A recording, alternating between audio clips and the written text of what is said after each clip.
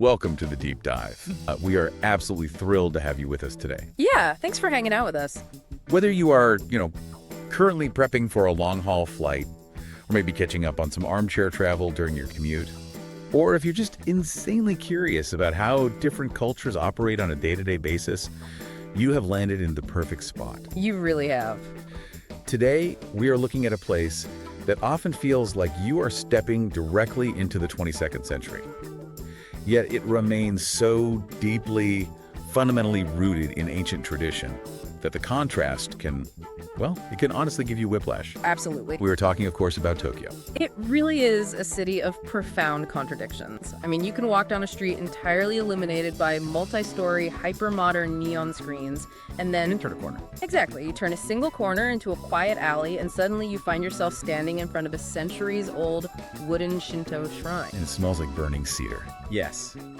And that specific juxtaposition creates some truly amazing, and let's be honest, occasionally very confusing culture shocks for anyone visiting from outside of Japan. I was going through this massive stack of sources we pulled for today's deep dive, and the sheer panic some of these tourists experience is both hilarious and entirely relatable. It really is. We are pulling from popular travel blogs like Travelush and The Discoverer.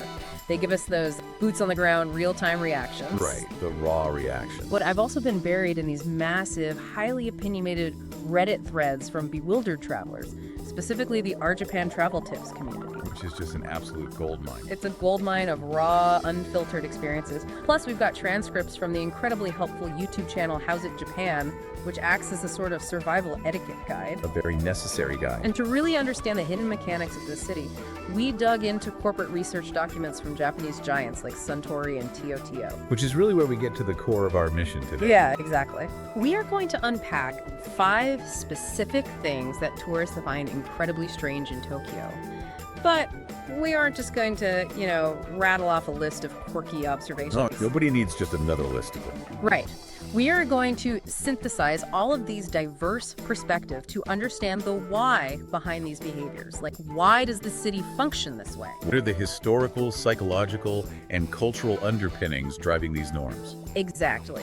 The goal is that by the end of this conversation, you won't just have a few fun facts for a dinner party.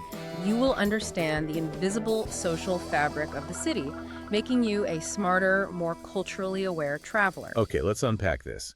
We're going to start with something that almost every single visitor notices within their first few hours of leaving Narita or Haneda Airport. Oh, I know exactly what you're going to say. It is the absolute paradox of the missing trash can. Yes, the phantom bins. Imagine stepping out into the middle of Ginza or Shibuya. You are surrounded by a megalopolis. There are roughly 14 million people living in the city proper.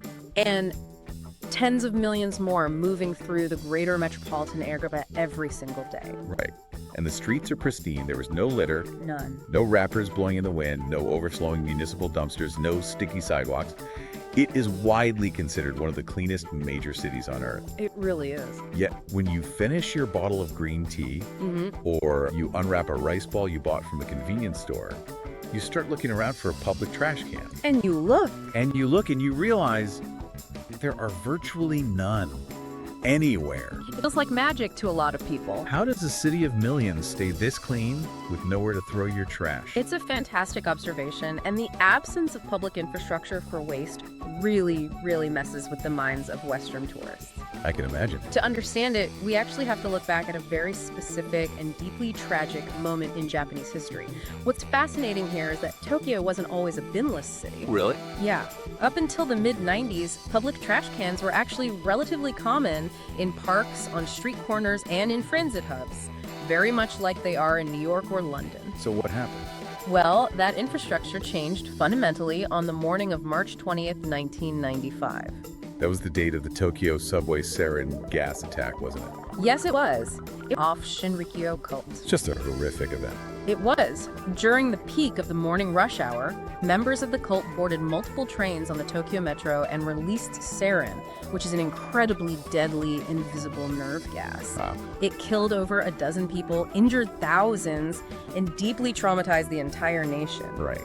In the immediate chaotic aftermath of that attack, the Japanese government and transit authorities had to make rapid, sweeping decisions about public safety. They had to secure the city. Exactly. And they realized that public trash cans, especially those in crowded subway stations and highly trafficked areas, were a massive vulnerability. Because you could hide things in them. Precisely. They could easily be used to conceal explosive devices, chemical weapons, or other dangerous materials. So the initial removal of all these bins was entirely a rapid response anti-terrorism measure. Yes. It wasn't about cleanliness at all initially. Not at all. It was meant to prevent any secondary attacks and to restore a desperately needed sense of public safety. Thousands of outdoor garbage receptacles were unbolted and removed across the country almost overnight. That is wild. Now, while some cities globally have removed bins temporarily during times of high threat, like London did this during the IRA bombing campaigns, for example. What makes Japan unique is that, for the most part, the bins simply never came back. They just stayed gone. Yeah, a temporary emergency security measure slowly evolved into a permanent fixture of the urban landscape. But wait, practically speaking, if you took away all the public trash cans in a major Western city, let's say Chicago or Paris, and never brought them back, the city wouldn't stay pristine. Definitely not. You'd just have a landfill on the sidewalk within 48 hours. People would just start leaving their coffee cups on windowsills and bus stop benches. Why didn't Tokyo become a dump? Well, if we connect this to the bigger picture, the reason the removal of trash cans didn't result in mass littering is due to some very deep-seated cultural philosophies that acted as a safety net. Okay, what are they? The first is the concept of motenai. It translates roughly to a profound sense of regret concerning wastefulness. Regret over wastefulness. I like that. It's an ancient Buddhist philosophy that respects the resources, the labor, and the nature that go into making something. And therefore, you do not treat waste casually. That makes a lot of sense. The second concept is omotenashi, which is often translated as hospitality, but it's much deeper than our Western understanding of the word. How so? It's about selflessly anticipating the needs of others and maintaining absolute harmony in a shared space. So those two philosophies combined translate into a very practical everyday rule that you'll see everywhere in Japan, which is called mochikari, meaning quite literally, take it home. Precisely. The cultural norm, the invisible social contract, is that if you generate trash, you are personally responsible for it. You don't just pass the buck. Right. You don't outsource that responsibility to the municipality or to an underpaid janitor. You carry it with you.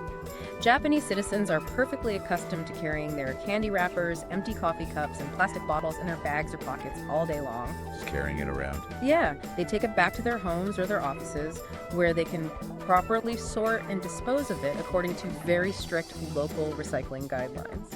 I was reading through the travel blogs we pulled, and there was this brilliant story about how dog owners handle waste in Tokyo.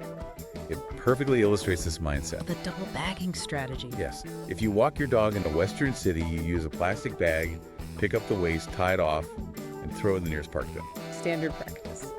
But in Tokyo, because there are no bins, dog owners use a highly strategic, meticulous double bagging method. It's brilliant.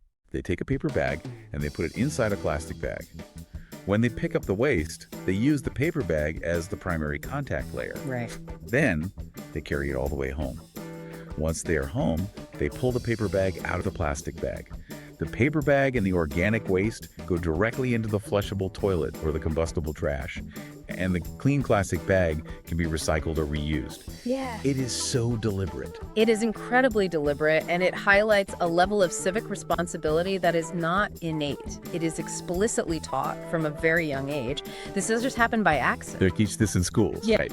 Yes. In Japanese schools, there is a designated block of the day called Tsuji time. Tsuji time. Students do not rely on a janitorial staff to clean their classrooms or hallways. The children themselves are responsible for sweeping the floors, wiping down the chalkboards, cleaning the desks, and properly disposing of their own lunch waste. Wow. When you are taught from childhood that you are physically responsible for the cleanliness of your shared environment, that habit sticks with you into adulthood. You just internalize it. Exactly. You view the public street as an extension of your own living space. You wouldn't throw a greasy wrapper on your own living room floor, so the idea of throwing it on the sidewalk is socially unfathomable. That makes total sense when you look at the conditioning. But let's put ourselves in the shoes of someone who is visiting Tokyo next week. Okay. They haven't had years of suji time. They buy a bottle of water because it's sweltering outside. They drink it. And now they are holding an empty plastic bottle. A classic tourist dilemma. They are walking around the massive electronics district in Akihabara. So what do they actually do with it? Do they really have to carry a sticky bottle for 12 hours back to their hotel room? Not always. There are a few very specific exceptions and acceptable places to dispose of certain types of trash, but you have to know the rules to avoid looking incredibly rude. Okay, let's break down the rules for the listener. First, look for vending machines. Japan has millions of them, which we will get into later. Next to almost every single drink vending machine, there's a receptacle with 2 circular holes in it. I've seen pictures of those. However, and this is a strict rule that tourists often break, those slots are only for recycling the PE bottles or aluminum cans that you bought from that specific machine or type of machine. Let me just clarify that for a second. When you say PET bottles, you mean polyethylene terephthalate, right? Just standard clear plastic water or soda bottles. Yes, exactly. They specify PET bottles because Japan's recycling infrastructure treats that specific high-grade plastic very differently than, say, a plastic sandwich wrapper or a coffee cup lid. Right. Those receptacles are dedicated recycling collection points, not general garbage cans. If you shove a half-eaten crepe wrapper into a PET bottle slot, you are ruining the recycling batch and creating a massive headache for the worker who has to sort it. Okay, so PET bottles only at the vending machines. What if you have actual trash? The second option is convenience stores. Places like 7-Eleven, Family Mart, or Lawson often have trash bins. Sometimes they are located just inside the front doors, sometimes right outside. Well, that's convenient. But again, etiquette dictates that these are a service provided for paying customers. If you are going to use their bin to throw away trash you accumulated from outside, it is considered very bad manners to just dump it and run. You have to pay the toll. Essentially, yes. You should go into the store and buy something. A pack of gum, an iced coffee, anything. Just as a gesture of financial appreciation for using their waste management infrastructure. I noticed in the transit guides that train stations also sometimes have bins, but they looked intensely complicated. They are highly regimented. You might find bins at major transit hubs, but you will notice they almost always use clear plastic bags. Going back to the anti-terrorism measure. Precisely. It allows security personnel to see exactly what is inside at a glance. And if you use them, you must sort your trash strictly. How strict are we talking? The slots will be labeled combustibles, non-combustibles, PE bottles, glass, and cans. You cannot just toss a mixed bag of tourist debris into one bin. So if you're listening, think about how your own city might look, how the streets might feel, if the absolute baseline cultural norm was you generate the trash, you carry the trash. It's a huge shift. It shifts the entire logistical and financial burden of waste management from the local government back onto the individual citizen. It's a huge psychological hurdle for tourists, but it is the undeniable secret to Tokyo's pristine streets. It's a beautiful, functioning example of how an entire society can silently agree to prioritize the collective environment over their own individual convenience. Exactly. Okay, so moving on. You're carrying this empty bottle, your feet are tired, and you decide to hail a cab to get back to your hotel. Always a good option. Which brings us perfectly to the second thing tourists find incredibly strange, the mechanics of Tokyo Transit. Specifically, the magic of taxi doors and the intense sensory contrasts of moving through the city. The Tokyo Transit experience is really where the feeling of stepping into the future begins for a lot of people. So picture the scene. You've just arrived in Tokyo. You are standing on the curb with your luggage. You hold up your hand and hail one of those impeccable, boxy, vintage-looking Japanese taxis. They have such a distinct look. They really do. It pulls up to the curb. You step forward, you reach out your hand to grab the left rear door handle to open it, and suddenly the driver behind the glass looks absolutely panicked. Waving his hand. He's waving his hands, maybe yelling from the front seat. You freeze. Why are they panicking? Because you've just broken a major unspoken rule of Tokyo Transit. That left rear door is completely automatic. You are not supposed to touch it. It catches almost every first-time tourist off guard. In almost every other major city in the world, whether you are in New York, London, or Paris, your immediate instinct is to grab the handle and yank the door open. Right. But in Japan, doing that is actually a massive faux pas. And the history behind this magic door is quite fascinating because it dates back to the exact same era that shaped a lot of modern Tokyo's hospitality infrastructure. What era is that? The period leading up to the 1964 Tokyo Olympics. The 1964 Olympics were huge for Japan's global image. That was their re-emergence on the world stage after the devastation of World War II. Absolutely. The entire country was undergoing hyper-modernization. They were building the Shinkansen bullet trains, raising highways, and completely revamping their service industries. A total transformation. The taxi industry wanted to show the ultimate expression of omotenashi, that deep anticipatory hospitality we mentioned earlier, to the massive influx of foreign athletes, international dignitaries, and tourists. So they focused on the doors. They sat down and thought, what if our guests, especially those carrying heavy luggage or wearing formal kimonos, didn't even have to expend the physical effort to open the car door? That is next level hospitality. And thus, the automated left rear door was adopted. It was designed to welcome the passenger seamlessly without them having to lift a finger. Hold on though. In Tokyo, a city that literally invented the computerized toilet in humanoid robots, how are these doors actually opening? Because when I dug into the engineering sources, I was shocked. Most people are. I thought it was just a simple push-button electronic door like you'd see on a modern minivan. But it's not, is it? I am so glad you brought this up because the mechanics of this are wonderfully specific. There are actually 3 types of automatic door mechanisms used in Japanese taxis. Okay, let's geek out on this for a second. The first and the earliest iteration from the 30s was the vacuum type, which ingeniously used the car engine's own negative pressure to swing the door open. That's clever. Then you have the modern electric type, which uses a standard motor. But the most common mechanism, the one you will encounter in the vast majority of classic Tokyo taxis like the Toyota Comfort models, is the lever type. And it is completely mechanical. A mechanical stick. Yeah. So the driver is physically moving the door with a lever. Yes. It's an elaborate hidden system of metal rods, pivots, and hinges built directly into the car's body. Next to the steering wheel, on the driver's left side, there is a large, heavy lever. When the driver pulls that lever back toward themselves, their physical force is transferred through the rod system under the floorboards to swing the heavy passenger door open. Wow. When they push the lever forward, the door pulls shut. It requires a surprising amount of physical finesse and muscle memory from the driver to make the door swing open smoothly, rather than violently flying open or slamming shut. So when a tourist reaches out and tries to violently yank that door open or slam it shut behind them, what is actually happening mechanically? Well, you are fighting against a complex, rigid system of steel rods that the driver is currently gripping on the other end. No. The transit manuals note that if you force the door from the outside, you can actually snap the internal rod mechanism, breaking the door entirely. That would be a disaster.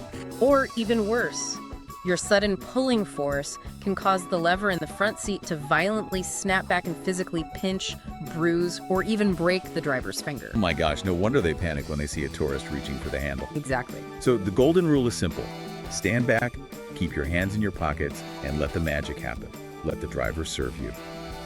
But it's not just about luxury and hospitality, is it? I read there is a major safety component to controlling these doors. There is a critical safety element. The automatic door prevents what the Japanese transit authorities refer to as door pawn accidents. Door pawn? Yes.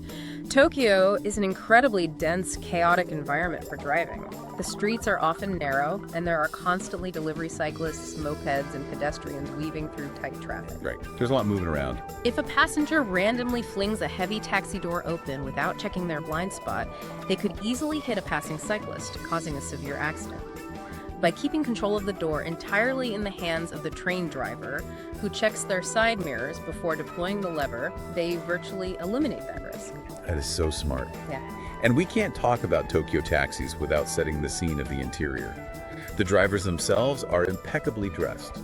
We are talking a crisp suit, a tie, and those pristine white gloves. The white gloves are iconic.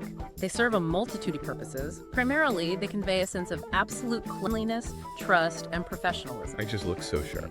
But practically speaking, they give the driver a much better grip on the steering wheel during long shifts, and perhaps most importantly, they ensure that the driver never leaves fingerprints, oils, or smudges on the windows, the steering wheel, or the dashboard. And the interiors are immaculate. Spotless, often adorned with intricate lace doilies on the headrests. It's an incredible luxury experience. But, as the Reddit threads in our sources quickly pointed out, that luxury comes at a steep price. Very steep. A short trip from somewhere like Shinjuku to Shibuya can easily cost you 3,000 to 4,000 yen. One local expat on Reddit noted that relying on taxis for a week could easily cost as much as their groceries for the entire month. Taxis are definitely a premium service there. So naturally, most people, tourists and locals alike, rely heavily on the train system. And the transition from a private taxi to the public train brings us to a mind-blowing contrast in the soundscapes of Tokyo. The soundscape of Tokyo is truly unique, and the transit system is the focal point of that audio experience. You have this hyper-efficient, impeccably clean, and incredibly crowded train system. But what strikes foreign visitors immediately is the volume. Or rather, the lack of it. The complete, overwhelming lack of it. The silent train etiquette. I read through the Reddit source, and tourists were absolutely baffled by this. You can be on a commuter train with 200 other human beings, packed shoulder to shoulder during the evening rush hour, so close you can feel the person next to you breathing. And you could hear a pin drop. It's almost eerie for someone coming from the subway in New York or the tube in London where people are shouting, busking, or playing music from their phone. It is entirely jarring. And this stems from a vital cultural concept called Meiwaku. Meiwaku. It roughly translates to causing trouble or causing an inconvenience to others. In a city as densely populated as Tokyo, if everyone prioritized their own individual convenience, talking loudly on the phone, playing music, eating smelly fast food, having loud conversations with friends, the shared public space would quickly devolve into an unbearable nightmare. Just complete sensory chaos. So the unspoken rule of the train is absolute, rigid minimization of your personal footprint, both physically and auditorily. So practically that means no phone calls whatsoever. If your phone rings, you decline it immediately. Never answer a call on the train. You keep your headphone volume incredibly low, so there's absolutely no sound leakage. Yeah. And no eating on local commuter trains, no bringing a greasy burger or a pungent cup of noodles onto Subway. Exactly. The local trains are treated as a liminal space. They are a space for decompression, rest, reading, or quiet transition between the high-pressure environment of the office and the small confines of the home. And speaking of rest, I have to share this anecdote from the Reddit thread because it perfectly encapsulates both the absolute safety of the city and the sheer exhaustion of Tokyo commute culture. This is a great story. A user described waiting for a late-night train and watching a salaryman, a Japanese corporate worker, who was clearly exhausted, perhaps after a long mandatory night of drinking with clients. Very common. This man was literally lying flat on his back on the floor of the train platform, passed out asleep. But the second the train arrived and the doors opened, he snapped awake, stood up like a programmed robot, boarded the train, grabbed the hanging circular handrail, and immediately went back to sleep while standing up. And the craziest part to the Western observer. Everyone just casually walked around him. No one bothered him. No one tried to steal his wallet. No police officer came to harass him. The city is so safe that a vulnerable, sleeping person in public is just left in total peace. It's a testament to an incredibly high-trust society. But what's fascinating here is the sheer sensory whiplash you experience. You step off this library, quiet, peaceful train, you walk up the concrete stairs out of the station, and you are immediately hit with absolute, unadulterated sensory overload. The contrast is insane. You leave the silent train and walk out into the Shibuya Scramble crosswalk, where 3,000 people are crossing the street simultaneously under massive multi-story neon billboards blasting high-definition J-pop music videos. There's a lot to process. Or you walk into Yodobashi Camera, a massive electronics department store, and they have these high-pitched, incredibly catchy 10-second looping jingles playing on every single floor from dozens of speakers at maximum volume. One Reddit user said they literally couldn't step foot in the store because the cacophony was so intense it gave them instant anxiety. Or consider the pachinko parlors. You walk past these sliding glass doors in Shinjuku, and if they open even an inch as someone walks in, you are hit with a physical wall of sound. I've heard it's deafening. It is the deafening mechanical roar of hundreds of thousands of steel marbles cascading through machines, flashing strobe lights, and heavy, thick cigarette smoke. The contrast is unreal. The contrast is what defines the rhythm of Tokyo. The society rigidly enforces absolute respectful silence in transitional and shared spaces like trains. This acts as a psychological pressure valve, allowing for these intensely loud, chaotic, overstimulating commercial and entertainment districts to exist without the population completely burning out. It's like the city breathes. Quiet inhales on the commute, Loud, vibrant exhales in the commercial streets. That's a great way to put it. You step off that intensely quiet, crowded train, and eventually you're going to need to find a restroom. And this is where that same cultural dedication to public harmony takes a wildly high-tech turn. There we go. This might be the most famous quirk of all.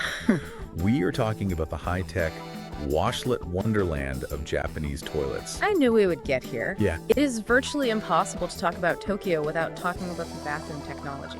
The initial shock for a tourist is so real. You walk into a public bathroom stall, maybe in an airport, a museum, or a high-end department store, expecting a standard, boring ceramic bowl and a metal flush handle. And what do you see instead? You are confronted with a control panel bolted to the wall that literally looks like the dashboard of an airplane. There are dozens of buttons, flashing LED lights, LCD screens with menus. It's incredibly intimidating. It really is. But it's also so amazing that foreign celebrities become obsessed with them. Madonna, Leonardo DiCaprio, they famously came to Japan, experienced a Tudo washlet, and basically told the press they refused to live without one ever again. It really is a marvel of industrial design, engineering, and cultural evolution, and it represents a massive historical leap. How so? It wasn't that long ago that the standard in Japan was the washiki-toir, which is the traditional Asian squat toilet built directly into the floor. As Japan rapidly modernized post-WWII and embraced Western plumbing infrastructure, they transitioned to the yushiki-toir, the Western-style seated toilet. Okay, so they caught up. But Japanese manufacturers, most notably Tio, didn't just stop at adopting the Western toilet. They completely reinvented the concept of hygiene. They combined the European bidet concept with advanced microelectronics to create the washlet. I feel like we need to do a public service and break down these buttons for anyone listening who might be staring down one of these control panels in the near future. The iconography can be confusing. Please do. You've got the Oshiri button, which usually has a picture of a generic rear end, and that initiates the warm water wash. You got the Bide button, which is a softer, specifically angled front wash for women. You have Suve, which lets you adjust the exact water pressure and temperature. And then there are the luxury features. Right. Seats that are constantly heated, which is life-changing during a freezing Tokyo winter. And lids equipped with motion sensors that automatically lift the second you open the stall door. It feels like the toilet is physically greeting you.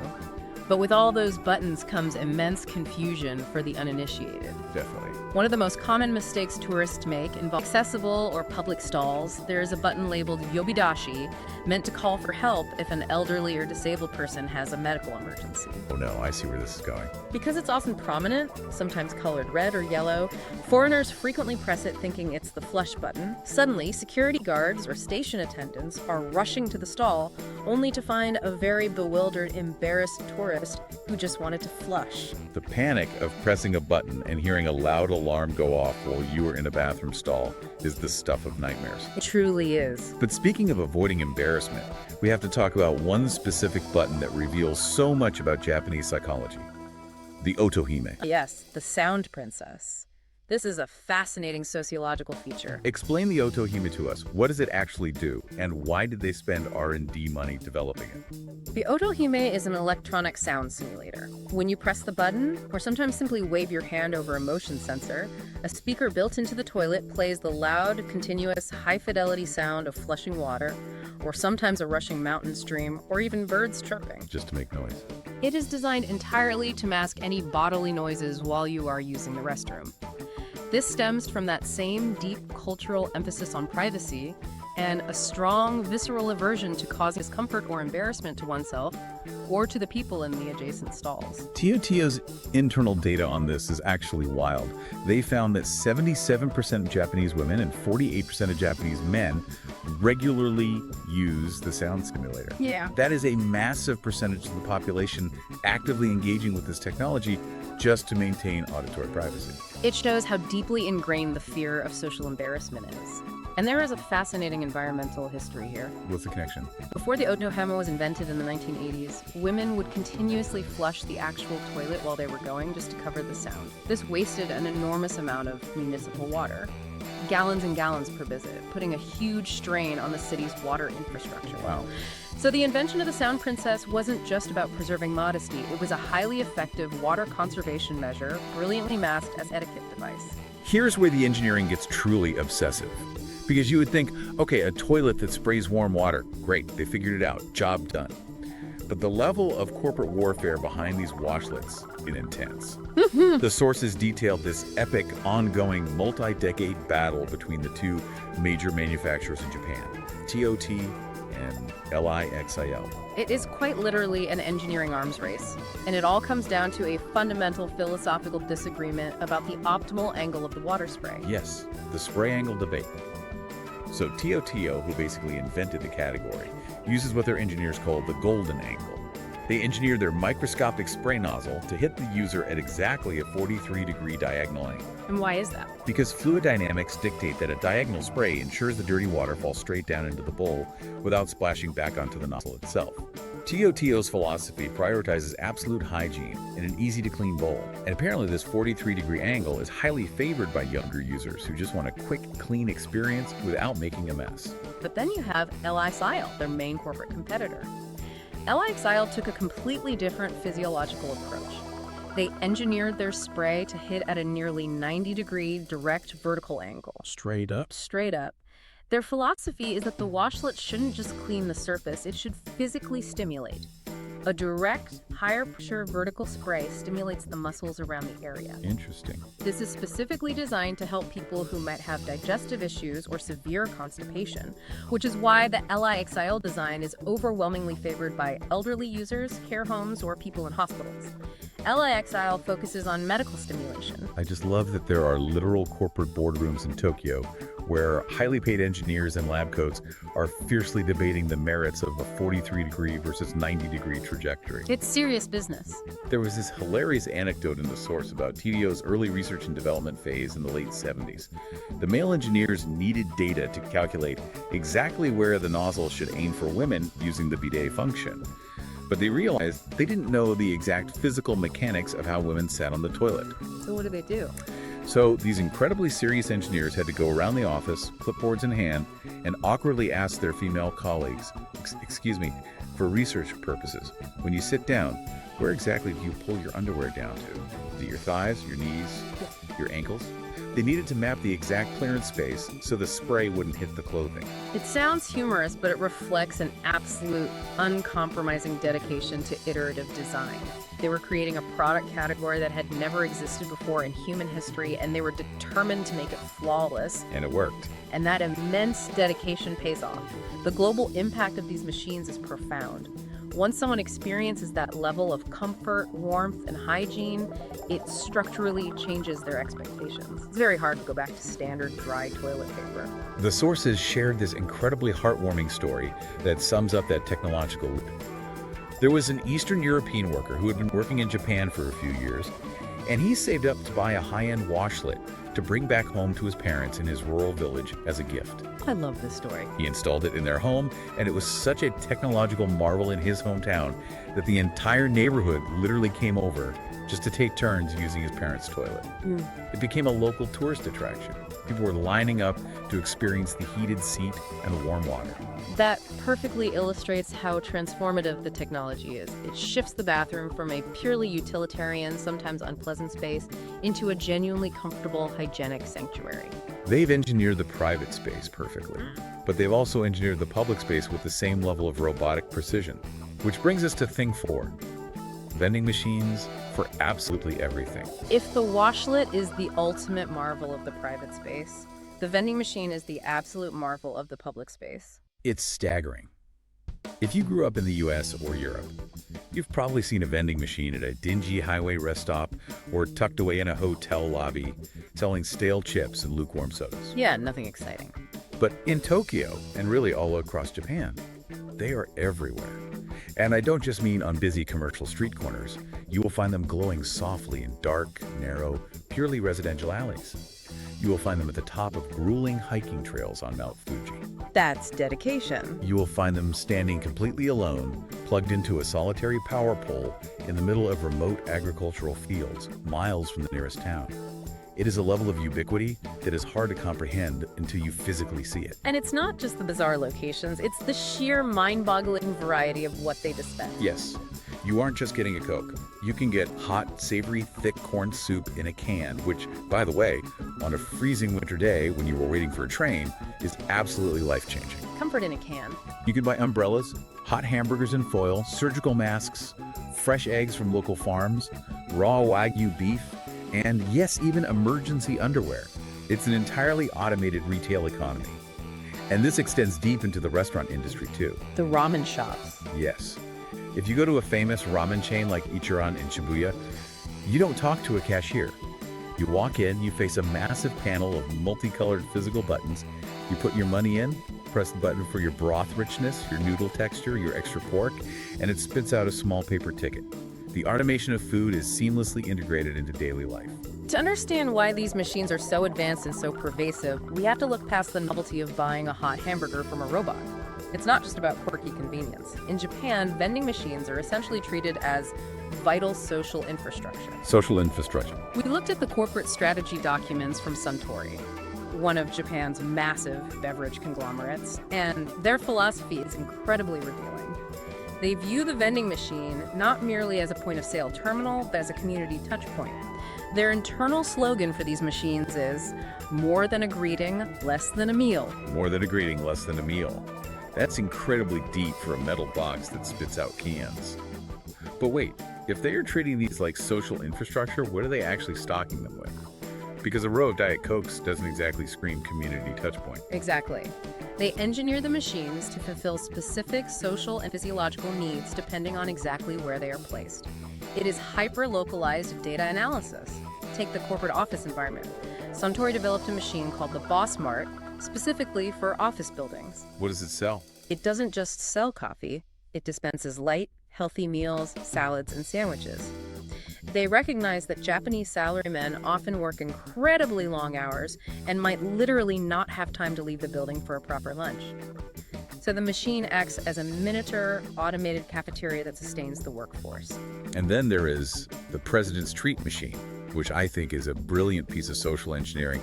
This is a special vending machine placed in corporate break rooms. This is my favorite one. It is programmed so that if two co-workers walk up to the machine at the exact same time and tap their employee ID badges simultaneously, the machine dispenses 2 free drinks, fully paid for by the company, the president. It is a phenomenal psychological tool.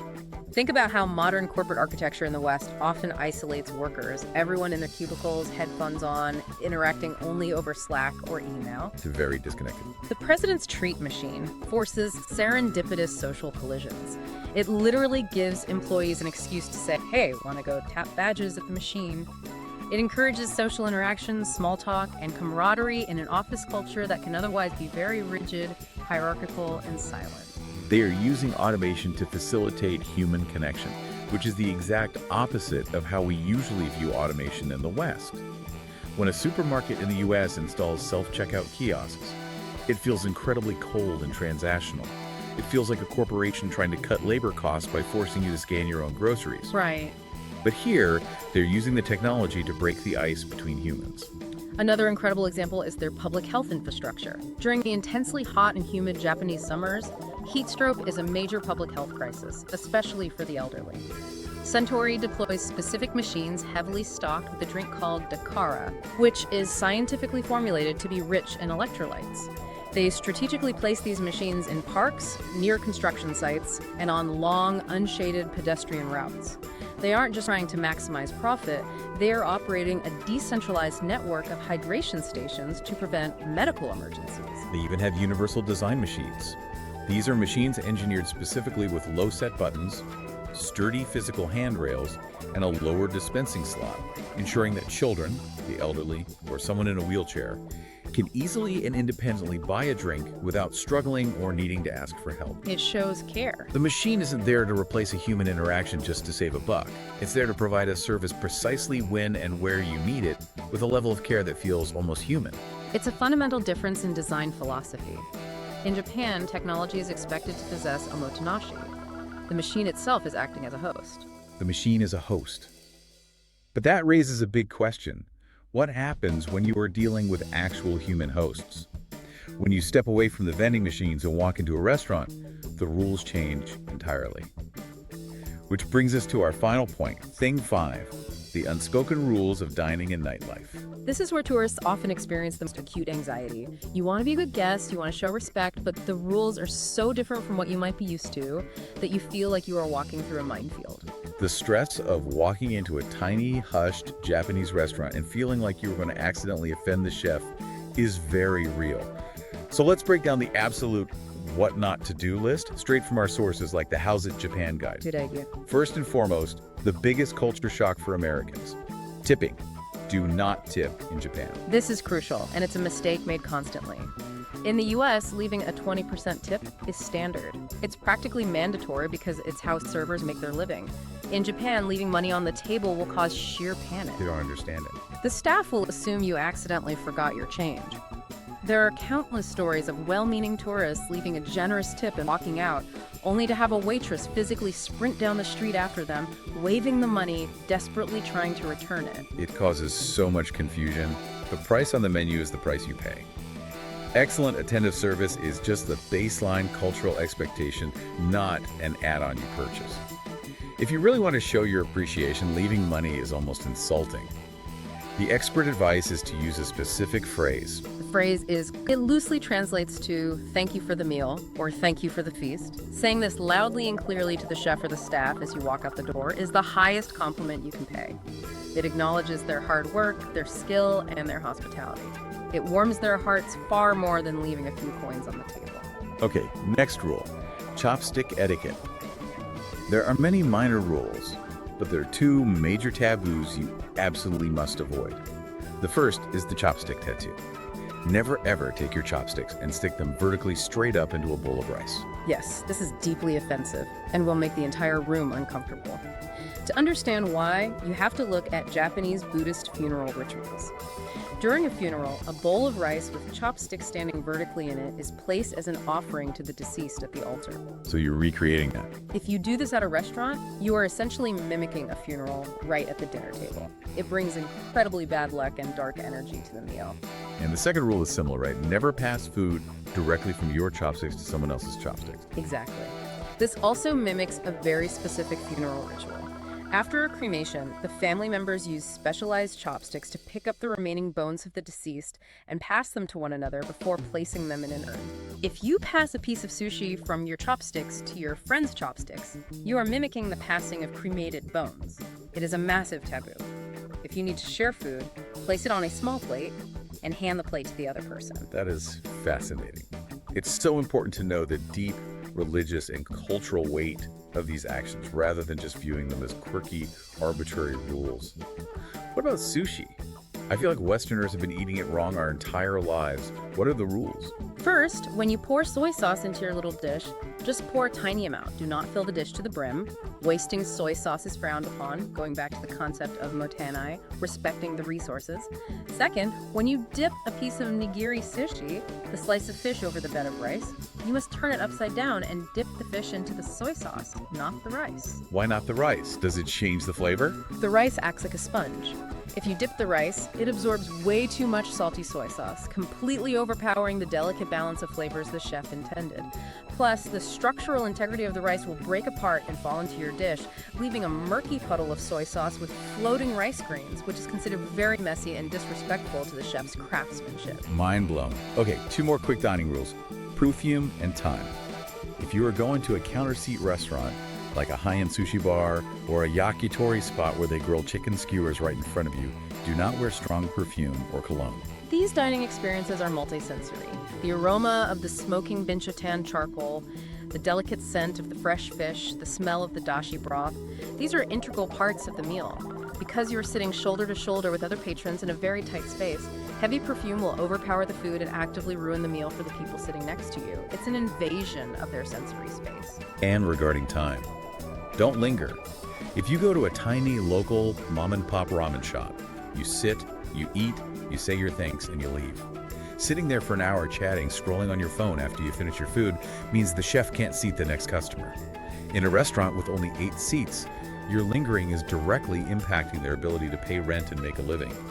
eat and give up your seat. Which ties into the final and perhaps most rigid rule of dining in Tokyo: punctuality. A reservation in Japan is not just a casual placeholder. It is viewed as a sacred, unbreakable promise between you and the restaurant. The sources emphasize this heavily. If you have a reservation for 7 p.m., you arrive at 6:55 p.m. If you are running even 10 minutes late because you got lost in the labyrinth of the Shinjuku subway station, you must call the restaurant to apologize and inform them. They have likely prepared expensive, highly perishable ingredients specifically for you. And no-shows, booking a table and simply not turning up, are a massive taboo. It all comes back to Meiwaku, avoiding causing trouble. Being late disrupts the flow of the entire evening for the chef, the staff, and the other guests.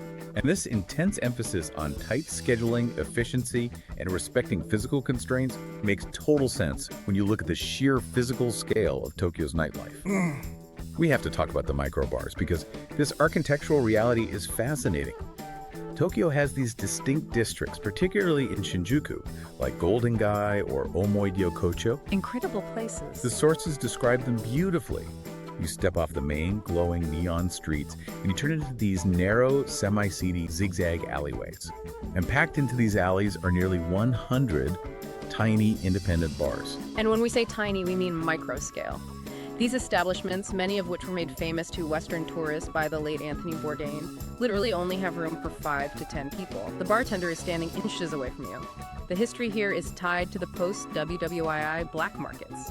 Space in Tokyo was and is at an absolute premium. They couldn't build wide, so they built compact, utilizing every square inch of these alleys. It's an incredibly intimate experience. And because they are so small, they survive by being heavily themed and highly curated. One travel blog noted walking past a bar dedicated entirely to obscure 1980s Italian horror films, and another one where the walls were covered floor to ceiling in vintage troll dolls. It's niche obsession at its absolute finest. You aren't just going to a generic pub, you are stepping into the bartender's living room and their specific brain. But tourists need to be very aware of the economics of these microbars. Many of them charge a cover fee just to sit down, sometimes called a table charge or otoshi, which usually comes with a small mandatory appetizer. Some tourists feel ripped off by this, claiming it's a scam, but you have to understand the business model. It's about seat value. Exactly. If a bar only has 6 seats total, they cannot afford for someone to buy one cheap beer and sip it for 3 hours. The cover charge is the price of admission for entering this highly curated, intimate space. You are paying for the atmosphere, the conversation with the master of the bar, the music, and the unique experience, not just the alcohol. That makes perfect sense. It's a curated experience, and you have to respect the economics of this space. All right, we have covered some serious ground today. Let's recap the journey we've been on. It's been a ride. We started with the absolute paradox of the missing trash cans and the lingering legacy of the 1995 sarin gas attack, which catalyzed a culture of carrying your own waste. We explored the automated mechanical magic of lever-operated taxi doors and the stark, jarring contrast of the pin-drop silent commuter trains against the chaotic neon noise of the city streets. The soundscape contrast. We took a deep journey into the high-tech, obsessively engineered washlet wonderland, complete with sound princesses and intense spray-angle corporate warfare. We marveled at the social infrastructure of vending machines that dispense hot soup and actively facilitate office camaraderie. And finally, we decoded the deep historical rules of dining etiquette and the microscale intimacy of Tokyo's nightlife. It's a lot to take in. So, after all of this, what does this all mean? How do we synthesize all of these strange, fascinating quirks into one cohesive understanding of the city? If we connect this to the bigger picture, every single one of these strange things, the lack of bins, the silent trains, the sound princesses, the complex dining etiquette, they aren't just random disconnected quirks. They all stem from a deeply ingrained collective social contract. That's social contract. Tokyo is a city of incredible, crushing density. To survive and thrive in that density without descending into chaos, the society has made a collective agreement to prioritize the harmony of the group, strict hygiene, and mutual respect over individual convenience. Right. You carry your trash so the streets stay clean for everyone. You stay silent on the train so others can rest after a brutal workday. You don't linger at the sushi bar so the chef can survive. It is a culture built on the continuous hyper-awareness of how your individual actions impact the people immediately around you. That is profound. It's a city built on radical empathy and spatial awareness. And I want to leave you with one final provocative thought to mull over. We didn't discuss this in the main deep dive, but the sources mentioned a recent architectural initiative called the Tokyo Toilet Project. The Tokyo Toilet Project. The city of Tokyo actually invited 16 world-renowned creators, including legendary Pritzker Prize-winning architects like Tadao Ando and Shigeru Ban, to completely redesign 17 public restrooms in the Shibuya district. Amazing architects. They built public toilets with transparent glass walls that miraculously turn completely opaque the second you lock the door. They built toilets that look like futuristic forest pavilions. They treated the design of a free public bathroom with the exact same reverence, budget, and artistic dedication as you would a high-end art museum or a national monument. It's beautiful. So here is the thought I want to leave you with. We usually judge a city's greatness by its towering skyscrapers, its massive GDP, or its luxury shopping districts. But what if the true measure of a society's advancement is actually found in how beautifully, carefully, and respectfully it designs its most vulnerable, private, public spaces? That's a great point. What if the future of civilization isn't reflected in a shiny space station, but is best reflected in how a society treats a public restroom? This raises an important question about what we value in our own public infrastructure. It's a fascinating lens through which to view not just Tokyo, but any city in the world. It really is. Thank you so much for joining us on this deep dive into the streets, the trains, and yes, the incredibly high-tech toilets of Tokyo. We hope you feel a little more connected to the underlying fabric of the city, a little more informed, and ready to navigate the world with fresh eyes. Keep questioning the things around you, stay insanely curious, and always keep exploring multiple perspectives. We will see you next time.